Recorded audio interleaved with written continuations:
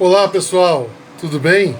Eu nesse vídeo eu quero mostrar para vocês um pouco da história do jiu-jitsu, para vocês conhecerem também a história do jiu-jitsu. É uma história bem interessante. O jiu-jitsu, na verdade, ele é uma arte secular, tá? Há cerca de 3.600 anos atrás surgiu o jiu-jitsu. Ele era conhecido na Ásia e no Japão como jiu-jitsu ou jujutsu. Eu vou escrever embaixo aí para vocês entenderem como que escreve essas palavras. O ju quer dizer o quê? Suavidade, brandura. E o jutsu, arte, técnica. Daí o nome do jiu-jitsu, arte suave. Entendeu? Daí o apelido de arte suave pro jiu-jitsu. Entendeu? Porque o ju é suavidade e brandura e o jutsu é técnica e arte, né? Então arte suave. Na verdade, existem três vertentes da onde surgiu o jiu-jitsu, tá? A primeira, a mais defendida por todos, é que surgiu no Japão, entendeu? Ela surgiu no Japão, essa é a mais defendida por todos. A segunda é que nasceu na Índia, tá? E os monges budistas praticavam. Aí acontece, eles pegaram, depois com a expansão do budismo, eles foram para a China, tá? E depois para o Japão, entendeu? E tem a terceira que ele surgiu mesmo, foi na China, tá? Mas é que o pessoal mais que mais se fala aqui que é a verdadeira é que nasceu no Japão. Mas tem três possibilidades da onde ele nasceu realmente. Não se sabe ao certo. O que se sabe ao certo é que foi há mais de 3.600 anos atrás. Mas foi no Japão, através das escolas de samurais, que ele foi desenvolvido. As técnicas, os golpes. Aí lá que desenvolveram as técnicas, os golpes do jiu-jitsu, nas escolas de samurais, na época do Japão feudal. Por que foi necessária a criação do jiu-jitsu? Eles se sentiram necessária a criação do jiu-jitsu porque quando os samurais perdiam suas espadas nas batalhas, os golpes traumáticos não surtiam efeito nenhum. Porque eles estavam tudo de armadura, entendeu? Aquelas armaduras tudo lotadaço. Então tomava porrada não sentia nada. Aí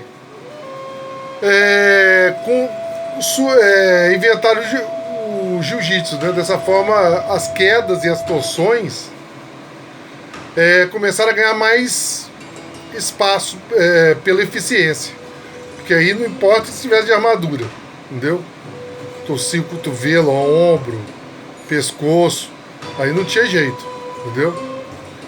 Então, o primeiro registro que teve da palavra jiu-jitsu foi em 1532, criada por Isamori Tenenuchi, fundador da primeira escola de jiu-jitsu no Japão. Então, o nome do cara era Isamori Tenenuchi. Ele foi ele que fundou a primeira escola de jiu-jitsu no Japão. Mas no início não era bem visto não o jiu-jitsu. Eles gostavam mais das artes de impacto, tudo. Então, até que surgiu quem? Jigoro Kano. Jigoro Kano era um mestre japonês, um cara muito sábio. Ele era membro do departamento cultural, tá? Do Japão. E ele era praticante de jiu-jitsu. No final dos anos 1800, ele revolucionou as técnicas da luta, criando sua própria versão do jiu-jitsu, tá? Que passou a se chamar de judô, entendeu? Então foi o Jigoro Kano que criou o judô. O judô, na verdade, veio do jiu-jitsu, entendeu? Jigoro Kano aprimorou as técnicas do jiu-jitsu para o judô, com fundamentos de combate idêntico ao jiu-jitsu antigo, só que com algumas adaptações. O jiu-jitsu japonês ele é mais baseado em quedas. Por isso que o judô é mais queda, entendeu? No chão mesmo é rapidinho. Então, mas o jiu-jitsu tomou novo rumo mesmo. Foi quando o Mitsui Maeda Koma, que era um célebre instrutor da escola Kodokan, né, que era a escola do Jigoro Kano, ele decidiu ganhar o mundo. Então ele saiu. Foi para os Estados Unidos. Em 1904, ele foi para os Estados Unidos. Aí nos Estados Unidos, ele começou a lutar direto, tá? Desafiava várias pessoas, de várias artes marciais, de tudo, e ganhava tudo, baseado nos princípios da alavanca, de tudo, né, do jiu-jitsu. Começou a ficar famoso, aí foi para a Europa.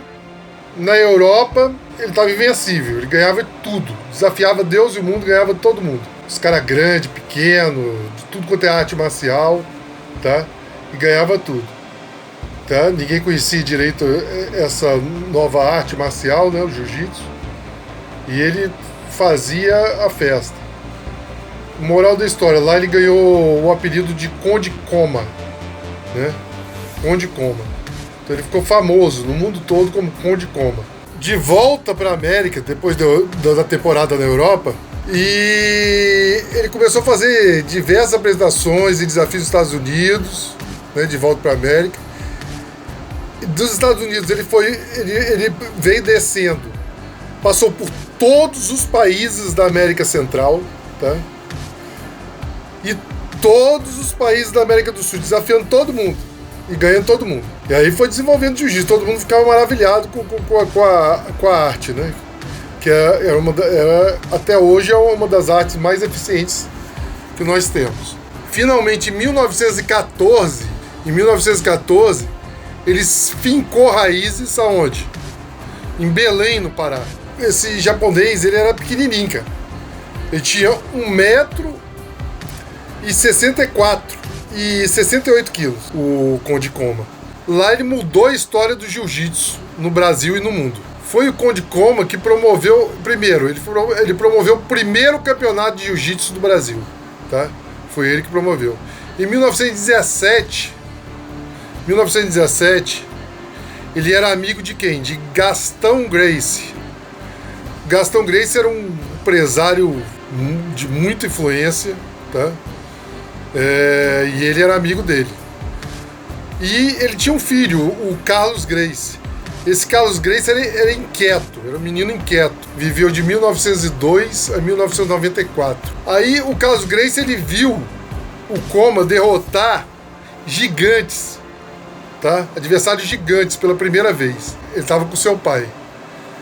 E aí o Gastão Gracie pediu o Maeda para treinar o Carlos Gracie. E o Maeda, como era muito amigo do pai dele, topou parada. Foi lá e começou a treinar Carlos Gracie. Entre os alunos do Conde Koma, tava Carlos Gracie, Luiz França, que mais pra frente se tornou mestre de quem?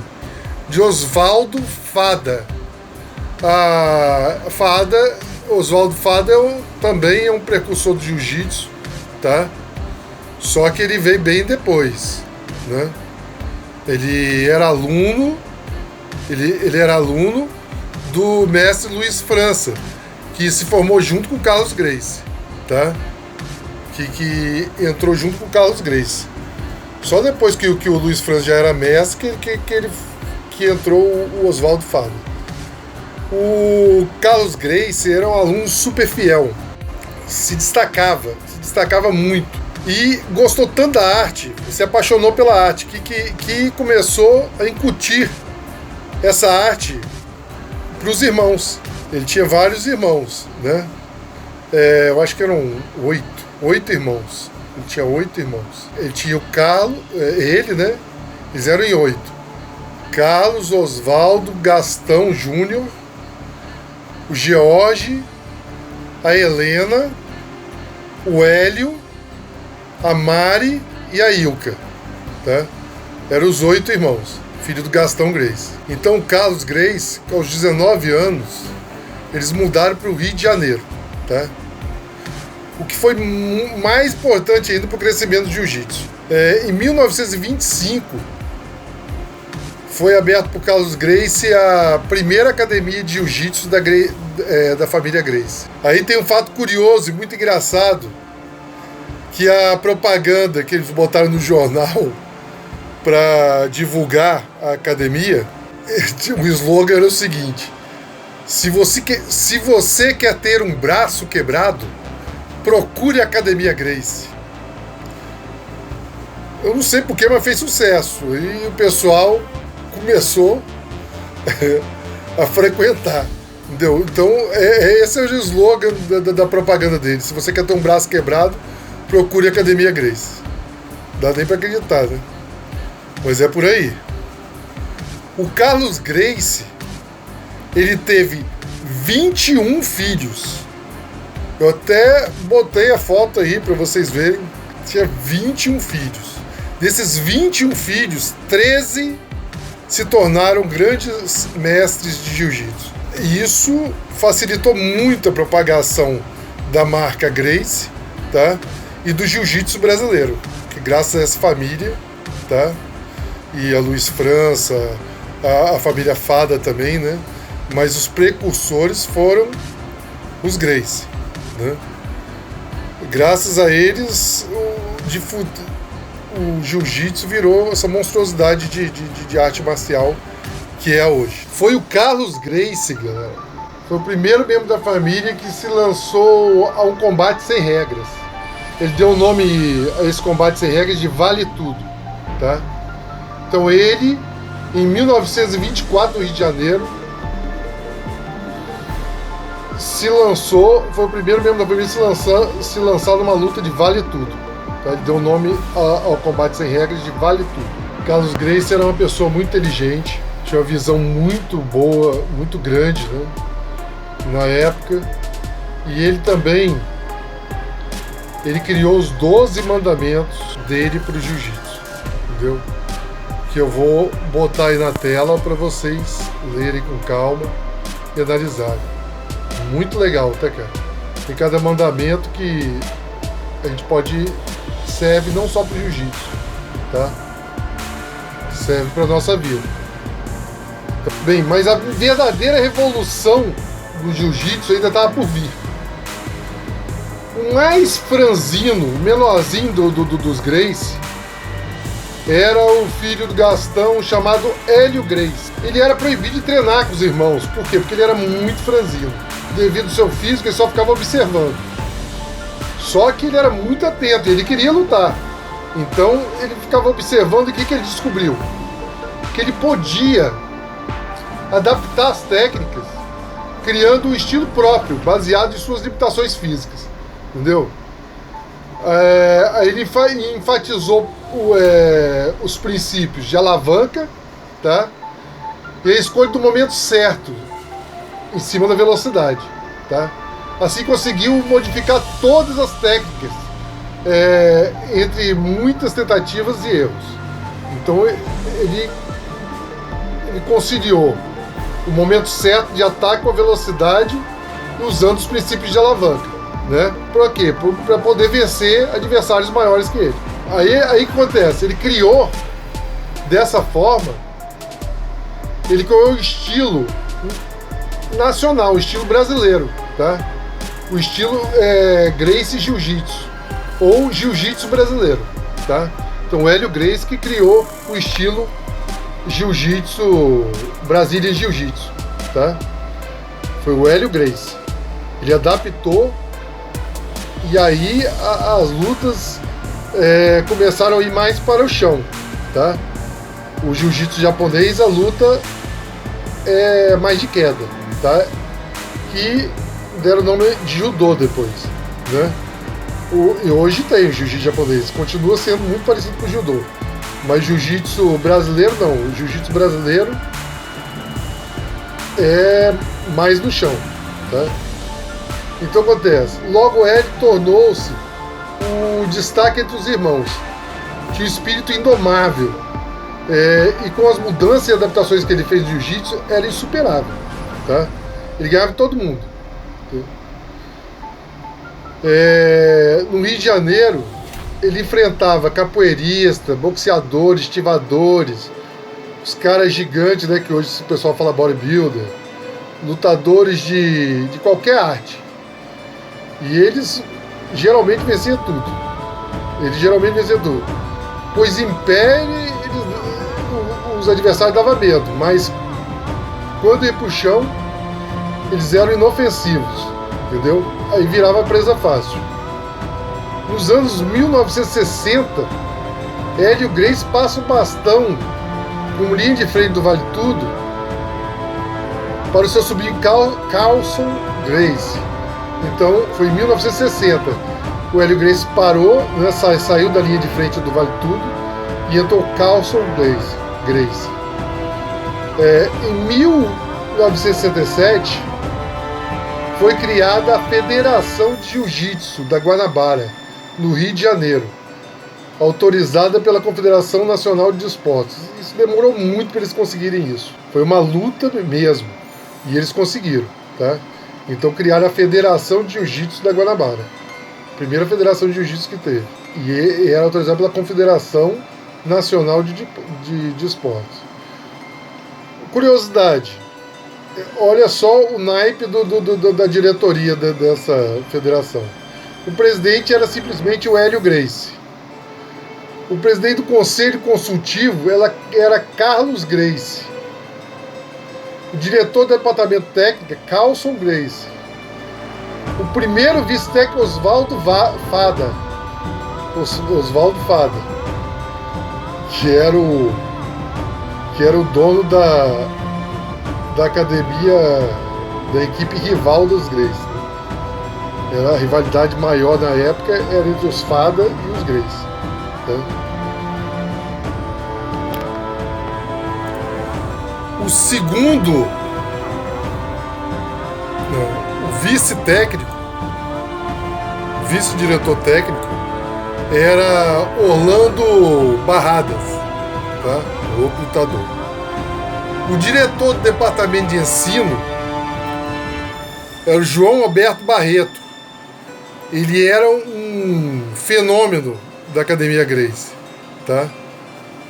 Ele era um notável aluno da Academia Gracie. O vice-diretor era o Robson Gracie, tá? Todos eles hoje, eles foram ou são grandes mestres da arte suave. Quer dizer, vão ser pro resto da vida, mesmo que faleceram, né? Grandes mestres da arte suave. Mas nos anos 90, a arte teve um novo boom. Por que se deu esse boom? Em 93, Rorion Gracie criou o Ultimate Fighting Championship, hoje conhecido como MMA, tá? MMA que deu origem também ao UFC, que é famoso hoje, né? Tem vários MMA, Bellator, tem vários. Então, irmãos e primos entre eles, ídolos consagrados como Royce, Rickson, Renzo, Ralph, Royler, Ryan, Carley, e entre outros da família, eles consolidaram o jiu-jitsu brasileiro como uma das mais eficientes armas de combate, se destacando cada vez mais nos eventos. Eles se destacavam cada vez mais nos eventos e campeonatos sobre as outras artes marciais. Até hoje, né? Isso acontece. No UFC a gente vê muito isso, né? O cara às vezes apanha, vai lá e finaliza, né? Em 1994, Carlos Gracie Jr., tá? Criou a Federação Internacional de Jiu-Jitsu e a Confederação Brasileira de Jiu-Jitsu, filiada ao Comitê Olímpico Brasileiro.